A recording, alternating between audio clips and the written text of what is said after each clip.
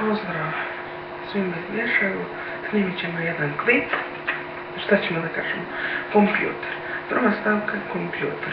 Reći ću vam da moj kompjuter mnogo zuji i tu nisam ja nešto mnogo zaslužen, zato što on ne radi dobro i tako ima nekih problema i ja ne mogu da kupim novi kompjuter.